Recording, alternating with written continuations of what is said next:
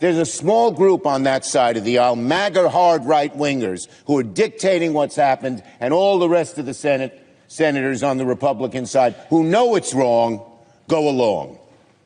A small group. They don't represent more than 10% of the American people, but they're dictating what this body does. A, because of the rules we have, a simple majority, but B, because our colleagues on the Republican side lack the courage of their convictions to do the right thing for the American people. It's outrageous. Cutting people's health care, causing people to get sicker and to even die. Cutting people's health care so that it's certain almost that more people will die. Just to give tax breaks to billionaires. We heard what our colleague from North Carolina had to say about this bill. My guess is about half, maybe even more than half of the Republicans in the Senate totally agree with him. But he had the courage to speak the truth, the backbone to speak the truth. Senator Tillis spoke candidly. He was one of the few truth tellers on the other side. Republicans are doing something that has never been done before in the Senate by deploying fake math and budgetary hocus pocus to make it seem like their billionaire giveaways don't cost anything. That's obviously outrageous, and it's absurd that the budget chair is taking the Senate down this fact-free road. He is helping erode, even destroy the Senate. Every senator will soon have an opportunity to reject this. Remind the senator of Rule 19. So what are my colleagues on the Republican side going to do? Listen to someone who just makes things up? Listen to someone who peddles lies and fantasies?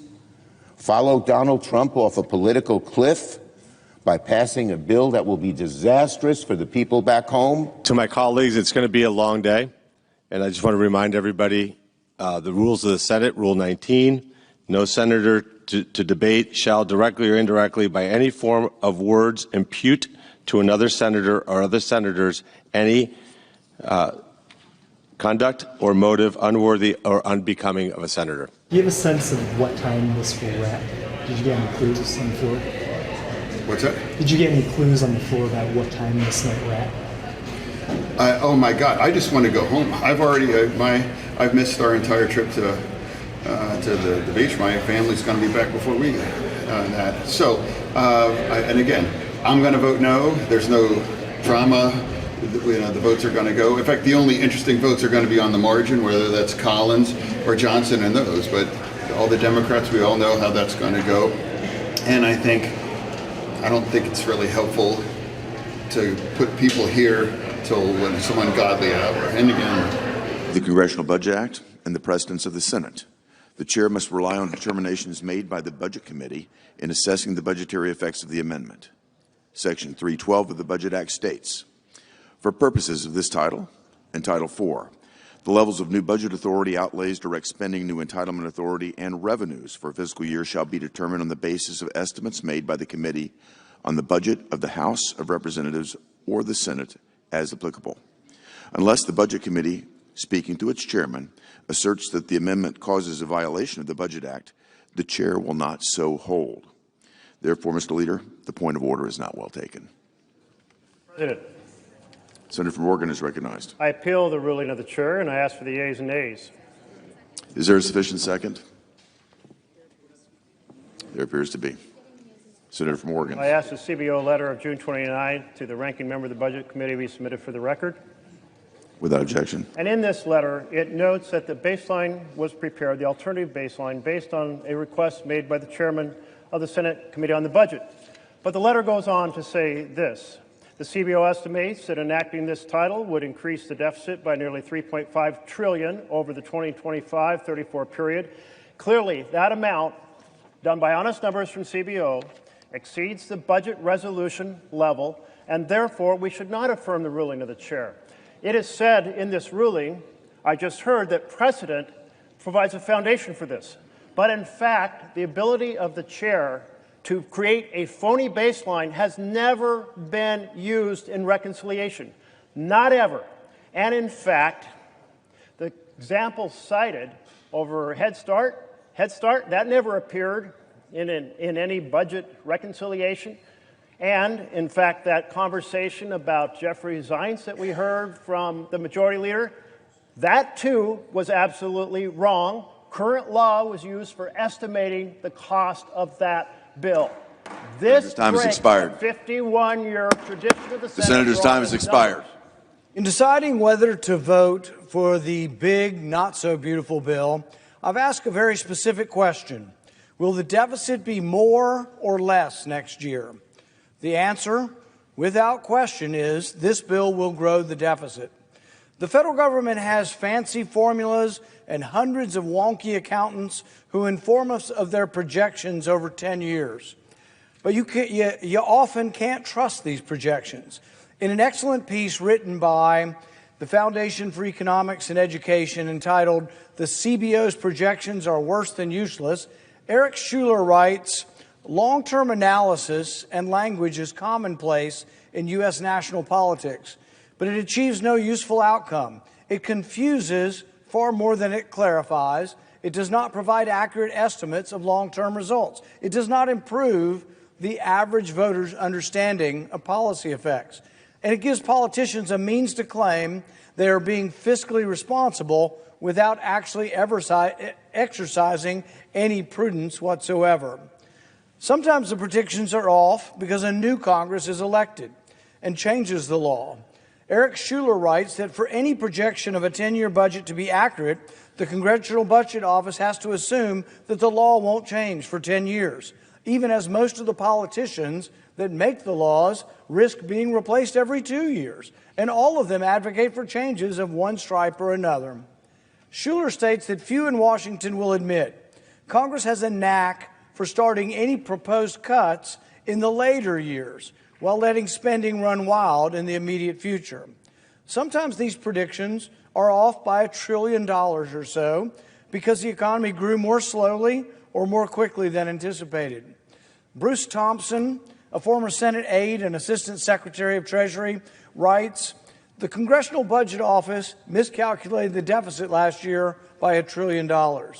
So in deciding whether to vote for any big, monstrous bill, it helps to ask the right question.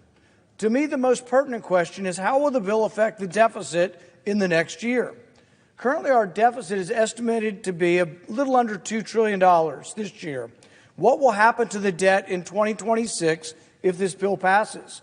Well, using the math most favorable to the supporters of the bill, referred to as the policy baseline, the deficit in 2026 will still be $270 billion more than this year. So even using the math, even using the formulas that the supporters of the bill like, the deficit will grow by $270 billion next year. That's just not good if you profess to be fiscally conservative.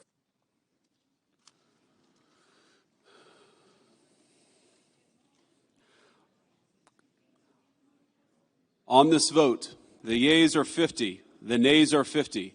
The Senate being evenly divided, the Vice President votes in the affirmative. The bill as amended is passed.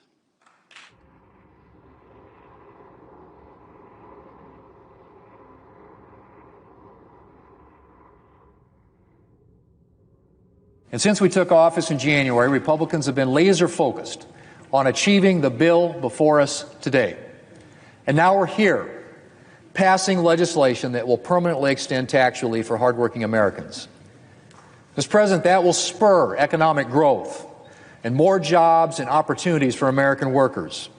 That will rebuild our military, secure our borders, unleash American energy, and cut waste, fraud, and abuse in federal programs.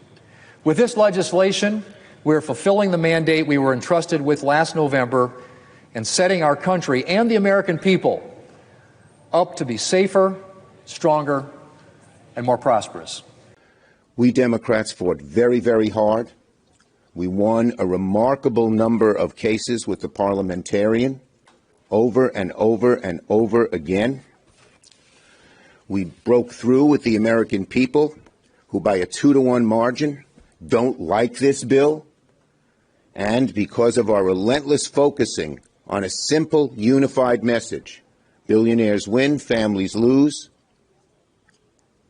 that the Republicans are taking away your health care to give a tax break to billionaires, it has sunk in with the American people, and it will remain. And our battle is not over. We're going to be fighting in July and August and throughout the year, reminding Americans when their hospitals close, when their health insurance is cut off, when their friends lose their jobs because clean energy has been so decimated. They'll remember. They'll remember. I've talked to Freedom Caucus members. I've talked to Budget Committee members. I've talked to members from the swing districts. I mean, every caucus in the House has had the Speaker's attention. I've heard their concerns about it. And the thing about it is, when you have a piece of legislation that is this comprehensive and with so many agenda items involved, you're going to have lots of different priorities and preferences among people because they represent different districts and they have different interests. But we can't make everyone 100% happy. It's impossible. This is a deliberative body. It's a legislative process. By definition, all of us have to give up on our personal preferences. I never going to ask anybody to compromise core principles, but preferences must be yielded for the greater good, and that's what I think people are recognizing and coming to grips with. We are here today, united as House Democrats, to make clear to the American people that every single House Democrat will stand up for your health care, stand up for your Medicaid, stand up for your Medicare, stand up for the Affordable Care Act, stand up for nutritional assistance for our children, our seniors, and our veterans. At the end of the day, when you look at the whole totality of the bill, still over 85% of what the House passed a few weeks ago are still in this final product. And, you know, the bottom line is the Trump agenda is still in this bill, whether it's making sure nobody gets a tax increase, energy production, border security, no tax on tips and no tax on overtime. All of those things that President Trump and most of our members campaigned on are all included in this one big, beautiful bill. We're here because Donald Trump wants a 4th of July party to celebrate this garbage bill. He wants fireworks and flags and cameras, not for this country, but for himself. So he says, close your ears, close your eyes, and vote for this bill. Honestly, sounds more like a cult than a Congress to me. When the Democrats are telling you that we're kicking disabled people off of SNAP or we're kicking disabled people off of Medicaid, it is an absolute lie. President Trump, you're either being lied to or you are lying to the American people. Because this bill represents, in the text of this bill, the largest and greatest loss of health care in American history. 17 million Americans will lose their health care on this bill, not undocumented people, not quote unquote the disgusting term illegal, but 17 million Americans will have their health care cut from this bill. On this point of tax on tips, as one of the only people in this body who has lived off of tips, I want to tell you a little bit about the scam of that text, a little bit of the fine print there. The cap on that is $25,000. While you're jacking up taxes on people who make less than $50,000 across the United States, while taking away their SNAP, while taking away their Medicaid, while kicking them off of the ACA and their health care extensions. So if you're at home and you're living off tips, you do the math. Is that worth it to you? Losing all your health care, not able to feed your babies, not being able to put a diaper on their bottom in exchange for what? This bill is a deal with the devil. Well, I mean, it's not a perfect bill. There are parts of it that I don't like, but number one, and I was telling this at the waiter and waitresses at the Waffle House this morning, because they were asking me what it was going to do for them. I said, you are not going to pay taxes on your tips, and your tax rate's going to go down. Your federal income tax rate will go down. You're not going to pay taxes on tips. You're going to have a much better quality of life, having more of your own money in your pocket. That's a big part of it, the tax cuts, making those permanent. The other part of it is we're beefing up our military defenses. This is not a time to skimp around on military readiness. The other thing is we've got money in there for more ICE agents, Border Patrol agents, securing the border. In my home state of South Carolina, I know we have Tren de Agua, we have Sinaloa Cartel, we have MS-13. We don't want to skimp on those things. Do I wish an unelected bureaucrat in the Senate parliamentarian would get her together and not do what she did this week? Yes, and I think that needs to be remedied after this. Donald Trump promised the American people that he would cut costs on day one. Republicans in Congress swore up and down that their policies would fight inflation and make life easier for everyday Americans. More lies. But we've all seen under this president and this Republican majority, the prices continue to rise and the American dream slipping further from reach. Today marks the culmination of Donald Trump's betrayal of working people across this country. Because of this bill, your health care is going to go up. Your electric bill is going to be more expensive. The clothes and groceries that you buy are already rising due to his reckless tariffs. The president's had a series of meetings at the White House today. I was there for a couple of hours. Meetings in the Oval, meeting in the cabinet room. And listen, Donald Trump is a closer. This is a guy who understands the importance of the bill. He was pushing back on specific member concerns. I got to tell you, Dr. Oz did a good job in that meeting, in those meetings, and so did the vice president. I would say those meetings are having a big impact. Members are moving to yes. Donald Trump is the best closer in the business, and we're going to get it done. I know there are some members who think they're going to vote no right now. I think when the choice becomes failure or passage, they're going to understand that passage beats the hell out of failing. Failure would be terrible policy. It would impose massive tax increases, and it would not fix so many of the real problems that are facing our country right now. People are going to get to yes because no has such a terrible outcome. I'm not sure that anybody knows what's really in the bill. They have been amending it as they have been moving it. And I think that we have not been given enough time to look at it and analyze it. There's one thing to read the words, but to analyze a bill with more than 1,000 pages would necessitate more time than we've been given. But I'm also opposed to it because of what it does for the top 1% of earners. They will get $30,000 annually because of this bill. The persons who are at the bottom of the rung will lose hundreds of dollars. It's estimated to be about $700 for the poorest people. We should not take from the needy to satisfy the desires of the greedy. Those with greed ought to understand that they have a voice that they can use to make this a better bill. They could simply say, Mr. President, we don't need that. Go give that to the people who really need it at the bottom rung of the ladder. But they won't do that. And for that, they are complicit. They are aiding and abetting this process. They should speak up and speak out. I'm also opposed to it because, quite frankly, the notion of cutting $1 trillion from Medicaid is an abomination to even think this. Full disclosure, I wish we would amend this bill and send it back to the Senate and then let them vote on it. So why not just move past the July 4th deadline? Why not just try to? It's a deadline. I don't know why it's a deadline, July 4th. I don't think we should be putting a deadline on something like this. I mean, this is very important. I think we can get it done. But if you want more members to support what this big, beautiful bill is all about, give us a little bit more time to digest it instead of giving us 940 pages here for 48 hours to look at. There are people that don't agree with it in the Republican Party. They don't like everything in that bill. And I'm upset about the endowment tax. I really am. That was my idea. 21%. The Senate moved it down to 8%. We're leaving billions of dollars on the table.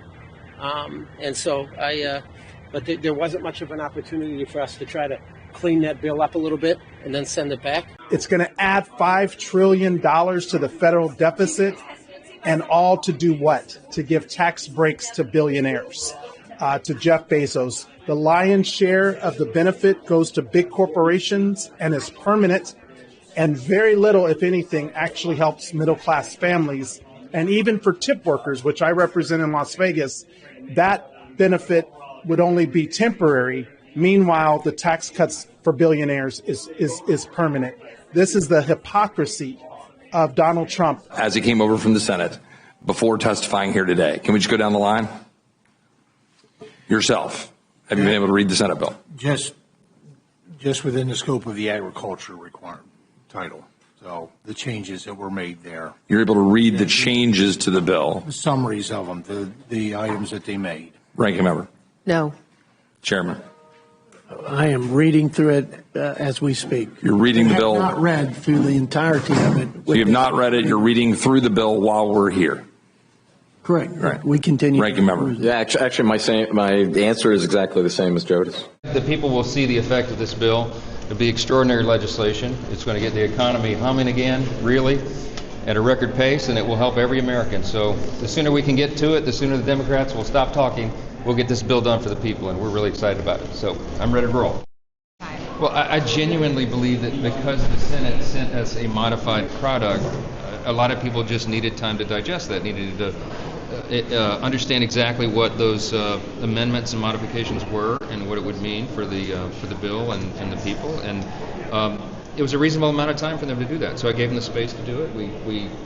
The president helped answer questions. We had cabinet secretaries involved and experts in all the fields, and I think they got their questions answered. So it was helpful and productive. It's part of the process. So. You got any sleep? No, I haven't been asleep. Can you tell? Maybe one or two, but we'll have the votes, and we'll get this. We'll land this plane before July 4th, as I told you all we would do. Are you guys trying to still win over Brian Fitzpatrick? I am. Brian's a great member and a classmate of mine, a trusted friend, and he has concerns, and I let everybody vote their conscience, but. I've certainly tried to encourage him to get to a yes. Is it on the Medicaid piece of things that he's concerned about? I think he's got a number of things that he's just concerned about. He's in good faith, and it doesn't change anything about his effectiveness as a member or a relationship or anything. He's a great friend. At this point, are you still having any conversations via text trying to encourage last-minute people to get on board? I think everybody knows where they are at this point, and we're just ready to get it done and deliver this product for the people. I think that I want to close by referencing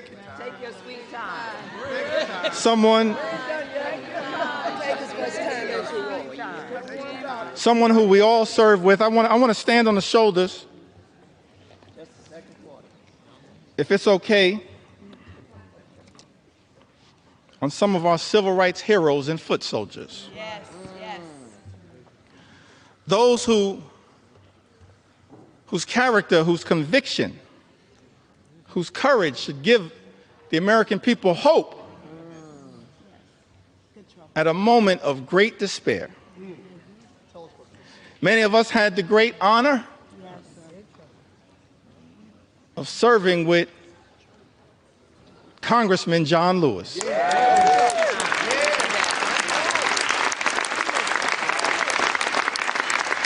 The great honor,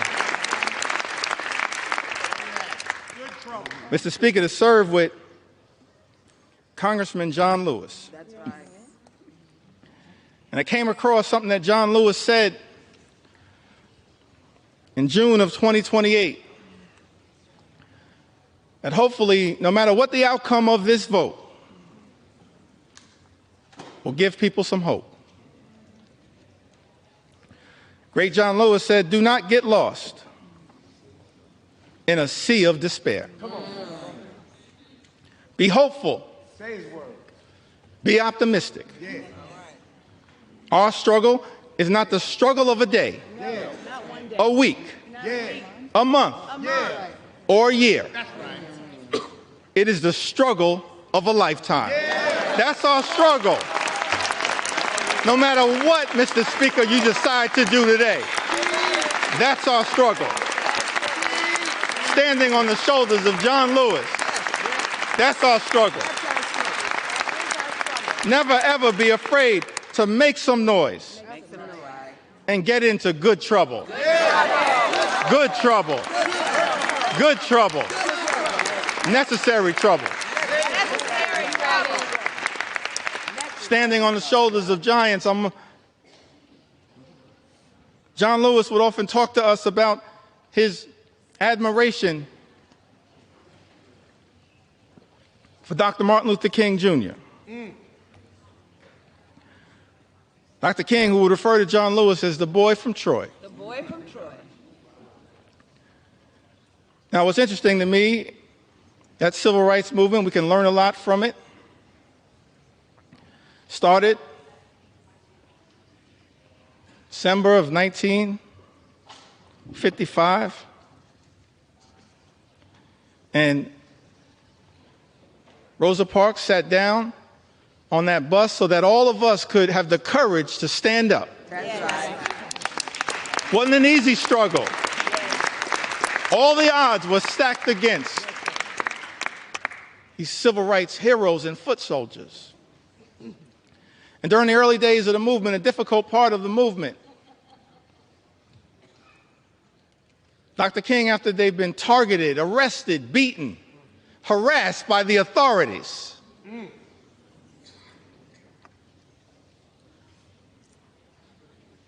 he traveled to Brooklyn, New York. And spoke at the Concord Baptist Church. I think it was in March of 1956. And he said to a group of people of every race, every religion, every life experience, the Concord Baptist Church in Bedford-Stuyvesant, said to them, no matter what the odds, we've got to press on. Press on. Press on. Press on. Dr. King said that if you can't fly, run. That's right. If you can't run, walk. That's right. If you can't walk, crawl. But at all times, press on. Press on. Press on. And keep pressing. Press on. And so as I take my seat, I just want to say to the American people that no matter what the outcome is on this singular day, we're going to press on. We're going to press on. We're going to press on.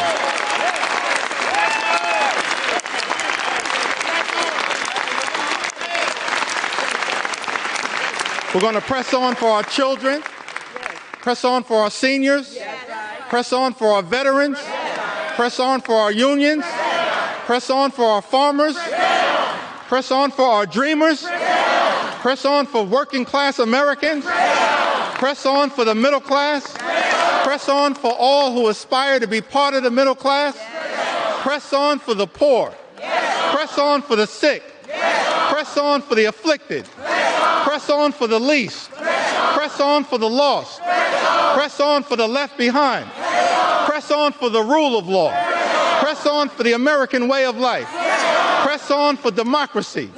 We're going to press on until victory is won. I yield back.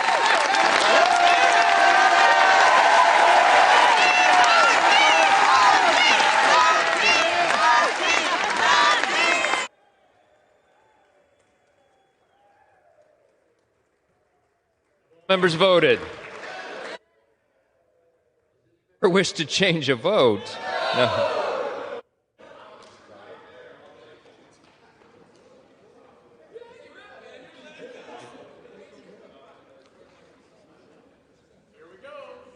On this vote, the yeas are 218, the nays are 214. The motion is adopted.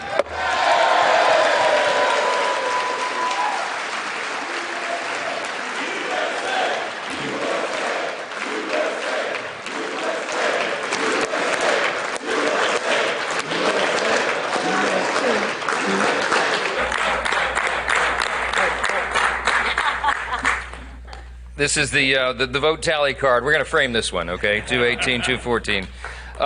Listen, I'm not going to give you a long speech. A lot has been said today, and these people are exhausted. A couple of us quite literally haven't slept in 2 days, so I'm a danger to myself and others right now. I'm not going to speak off the cuff. I'll just say this. I mean, many of you have asked me this question in the hall over the last couple of days.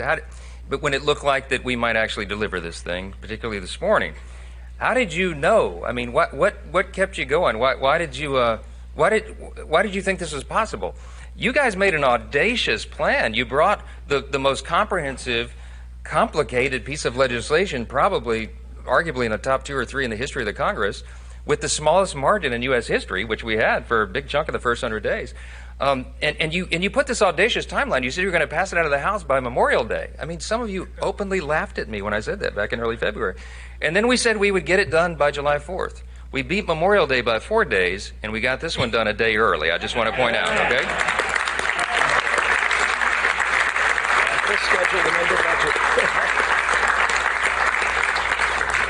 So the question was, I mean, well, like, why? Why did you do that? Why did you think that was possible? Because I would sum it up with one word. It's belief.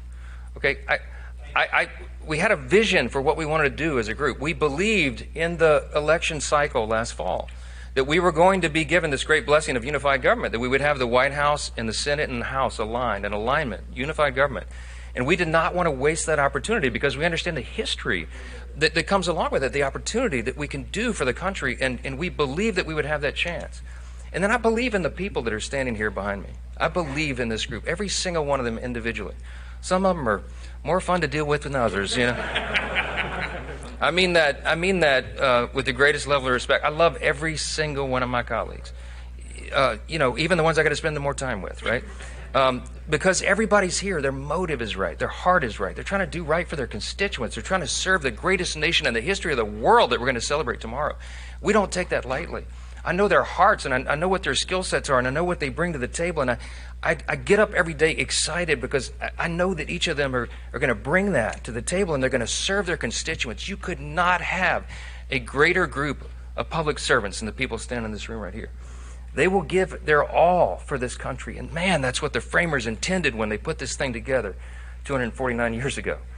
This is what it was about. So I believed in this vision. I believed in the group.